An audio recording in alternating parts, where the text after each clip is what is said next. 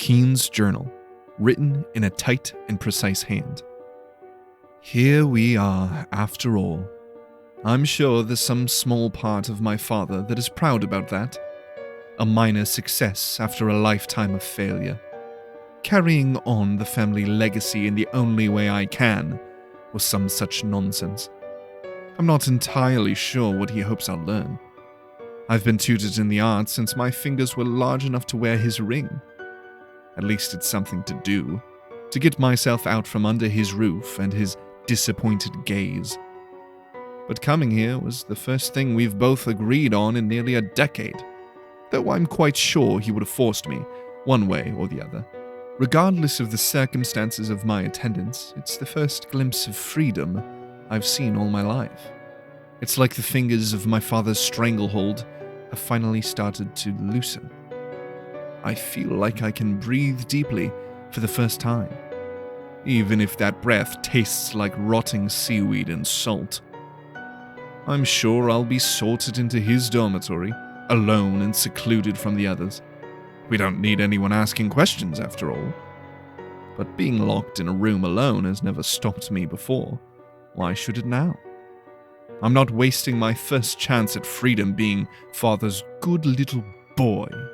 As for my classes, I can't imagine I will find them too difficult, though I am curious about the Academy's views on Enochian studies, given my father's distaste of that particular subject. I heard that Foros is going to be doing a special welcome ceremony during his midterm speech. Not sure if he's just trying to show off for me or what, as if we haven't already met a dozen times. I just hope he doesn't make a fool out of himself. Only I'm allowed to do that. Keen Serpent. Chapter 3.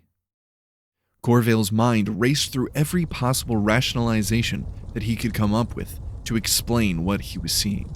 The room filled with flame and fire that danced around the space.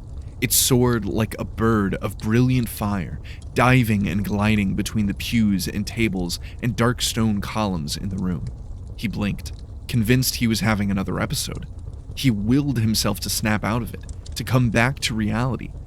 But when he opened his eyes again, the flames still burned.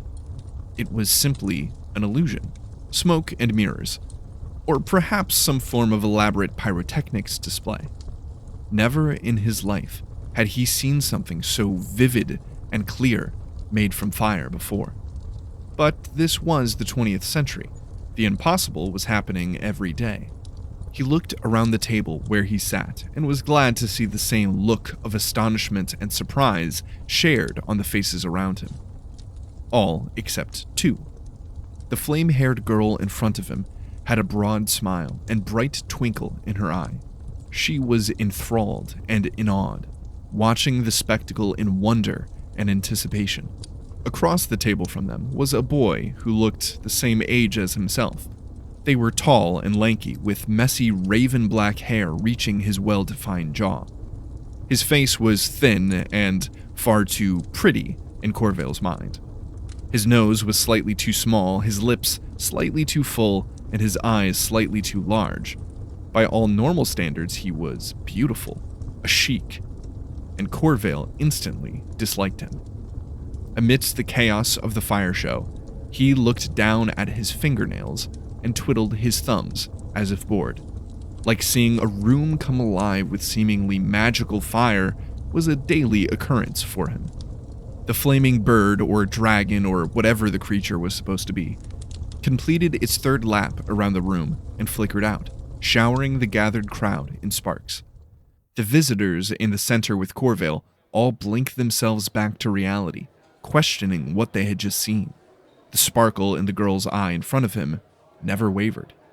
Lucien flared a large and genuine smile and raised his hands to quiet the murmurs of the crowd. I know a lot of you newcomers have many questions, and they will all be answered in due time. But for now, I do believe the currently enrolled have classes and exams to attend. You are dismissed. The procession of students and various members of faculty was swift and orderly. After only a few minutes, only the visitors, a handful of teachers, and Lucien himself remained in the hall. Lucian and his entourage of teachers glided down the front of the stage towards the tables in the center of the room where Corveil and the others sat. The orange-haired girl in front of Corveil stood as Lucian approached, that same eager look in her eyes. "That was incredible," she said in her thick accent. Lucian smiled as he approached. "Ah, you must be Miss Pride. The druids honor us with your attendance," he said with a deep bow. "As for my little display back there, it was all show. Art like that is rarely practical," he chuckled. How did you do that?" A young, dark-skinned boy whose hair was nearly as short as Corveil's own asked, clutching a small leather pouch tied to his belt. "Fire and spirit, mostly," Lucian said, reaching Corveil's table and placing his hands upon it. "But it is a complex spell to cast, and nothing you need concern yourself with. It is merely a demonstration of your potential." Lucian's eyes met Corveil's. Then he motioned for Pride to sit, which she immediately obliged. "Now, I am aware that not all of you are familiar with our arts, or with, shall we say, the extracurricular sciences at all. You are probably struggling to comprehend what you have just seen, and rationalize it with the world you think you know. I apologize for the abruptness of this revelation. Subtlety has rarely been one of my best virtues." "You expect us to believe this is some kind of magic?" a boy called out from behind Corveil. "Hardly.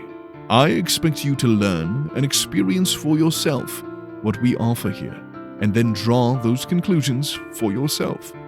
Whether or not you decide to call it magic, art, or science is entirely up to you, my friend," Lucian replied coolly. Lucian was right about one thing. Corveil was finding it extremely hard to rationalize what he had just seen. He always considered himself fairly open-minded, but even open-mindedness has its limits. This wasn't magic. It was madness. If these people were honestly about to try and pawn off parlor tricks and illusion as actual sorcery, or worse yet, science, then he decided at that moment he wouldn't want any part of it. He started to rise from his seat to leave when Lucian spoke in his calm yet commanding voice. "Mr. Corveil, one moment of your time, if you please." He then turned to the other hopefuls. "Behind me stand several members of the faculty here at Antumbra. They are eager to answer all questions you may have. Professor Valley, would you be so kind as to take it from here?" "Of course, Headmaster. Now, this academy was founded," she began addressing the still-seated crowd. Lucian motioned for Corveil to step to the side with him. Pride proffered an envious glance towards them before turning back and listening intently to Valley. The sheik, whom Corveil had noticed earlier, picked up his jacket that had hung over his chair and walked out the door without a word or a glance. Lucian led Corveil to a nearby door that opened into a small sitting room off the front of the stage. "Didn't like the demonstration?" he asked with a smirk. An ounce of anger pooled in the bottom of his stomach at Lucian's calm demeanor. "No, it was incredible. I don't know how you did it, but trying to convince these kids that it's some form of magic or advanced science, as if it's something they can try to do themselves is, well, it's wrong. And I won't stand by it, and I won't be lied to," he said. "Who do these people think they are? Taking advantage of students just wanting to learn," he thought to himself. "Ah, yes. I assumed you would be a hard sell. You think we're lying, deceiving and taking advantage of these poor people." Lucian seemed to take the words directly from Corveil's mind. "Yes," he replied simply. "Have you once heard me mention tuition, or money of any kind?" he asked. Corveil thought hard, but he hadn't, except for, "You offered me a veteran scholarship." Lucian smiled. "Indeed we did. But would you have come otherwise? I assure you we do not charge our students a cent to study here." The cogs that had been turning in Corveil's mind grinded to a screeching halt. "What do you mean you don't charge? How can an institution like this stay open without funding?" he asked. "I said we do not charge the students. I never said we do not have funding. Our interests are purely academic. We want to teach our arts and sciences to all who will listen. We are entirely funded by the altruistic support of the founding families and a number of other wealthy benefactors. Makes it hard to paint us as fraudsters, now doesn't it?" Corveil wanted nothing more than to wipe the amused smirk off of Lucien's face. But he couldn't. Lucien had a point. Corveil knew something was off. Something didn't add up, but he couldn't imagine what it was now. "What game are you trying to play, Lucien?" Corveil thought to himself. Lucien sighed. "Look, Corveil, I don't want us to get off on the wrong foot. I understand your concern, and you have every right to be skeptical. But let me prove to you that we are nothing but sincere." That sincerity spread across his face. "A man with your background knows the importance of proof before passing judgment." "And how would you know that?" Corveil asked. Lucien's smile returned. "We look into all of our prospective students before inviting them. I know you scored very well on a number of entrance exams into very prestigious law schools. It's a real shame you were not accepted. You would have done well in law." "What do you want from me, Lucien?" Corveil asked, growing agitated. "I want nothing more than a chance, an opportunity for this academy to prove itself to you. Give it a month. You can stay in one of the dorms here, go wherever you please, and speak with anyone you wish. No commitment, no strings attached. A good old-fashioned investigation. If at the end you still believe that we are fraudsters and scammers, then I will release you from all outstanding agreements and allow you to publish your findings to the world if you so desire." Corveil considered this. No strings attached, huh? He thought. He wanted to turn around and walk straight out of the school and back to the dock, but something he couldn't quite articulate, pulled at him. A desire to know, to understand. He didn't know what Lucien's angle was here, but Corveil had nothing better to do. And that strange pull, that urge to learn, intrigued him. "Do we have a deal?" Lucien asked, extending his ringed left hand once more. This time, Corveil was able to get a good look at the large signet ring on the man's hand. It appeared to be made of polished brass and iron, with a six-pointed star surrounded by strange symbols and characters as its sigil. The star he recognized as the symbol of the Zionists, the Shield of David, he had heard it called. He stared at the hand for a long moment, before looking up to meet Lucien's eyes. He reached out and shook Lucien's left hand with his own, as a broad and genuine smile split Lucien's face. His grip was firm. "Wonderful," he said. "Let's get you settled in, shall we?" Then he led him back through the hall towards the entrance. "I believe Rook's dorm has a few open rooms," Lucien said as they walked. "From what I've heard of Oliver Rook, I think the two of you would have gotten along quite well. He too was a skeptic as well as a man of the law." He led him out into the rain, but strangely, despite being able to see rain falling in the distance, it appeared that the storm wall was breaking right ahead of them, so that not a drop fell on the two as they walked towards the dormitory. It was a large building, though not quite as impressive as the main halls. It still invoked a prestigious quality that he had come to expect from the campus. The stone lintel above the entrance of the building had the words Rook's Lair etched into its surface. The door opened just before Lucien reached it, and he motioned for Corveil to enter into the building first. The interior was similar to the entrance of the Great Hall, dark and wooden with intricate stone and tilework throughout, and lit by grand chandeliers and wall sconces. A large man with fading gray hair sat at a desk in an adjacent room from the foyer. He saw them and quickly stood up and hurried out to greet them. "Headmaster!" he exclaimed with an edge of anxiety. "What a pleasant surprise!" Lucian chuckled. "No need to fret, Rupert. I was simply showing our guest to his accommodations. You do still have dorms available, do you not?" "Yes, of course. We have a number of available rooms on the 3rd floor, and one on the 1st, though the toilet in that one has been making some strange sounds, so I would recommend one of the others." He glanced towards Corveil. "I hope you don't mind stairs," Rupert said with a laugh.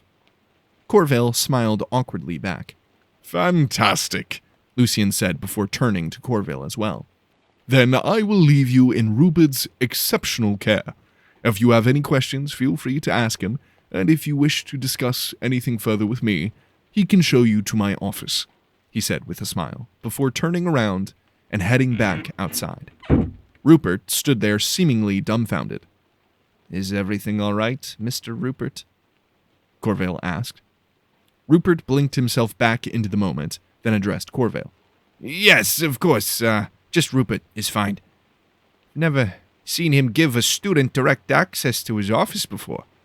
You must be a pretty special young man," he said, pondering the situation. "Oh, I'm not a student." Well, not exactly. In reality, Corveil wasn't exactly sure what he was in relation to the school. A guest? An investigator? "Regardless, allow me to show you to your room." Rupert led him up the long flight of stairs and down a long hallway lined with identical wooden doors standing stark against the off-white walls. At the very end of the hall, Rupert reached out and unlocked a door with a brass key and handed an identical copy to Corveil. "Here we are," Rupert said. "It's not much. Serpent's dorm gets a majority of the funding, but ours has a certain charm to it, wouldn't you say?" The dorm was small, with a primary living area and small kitchen, with a closet-sized bathroom to the right and a bedroom through a door in the far wall. It did have a certain charm to it. It was nicer than the small apartment he had been renting back in Salem, but it felt empty and lonely. He walked around the room and set his duffel down on the small kitchenette. "It's great. Thank you, Rupert." "Say, I never got your name," Rupert said from the doorway. "Corveil. Victor Corveil." "Well, Corveil, Victor Corveil, I hope you enjoy your time in Rook's Lair." Then he turned, closing the door behind him. His footsteps echoed down the empty hall and diminished into the distance. Then Corveil was alone.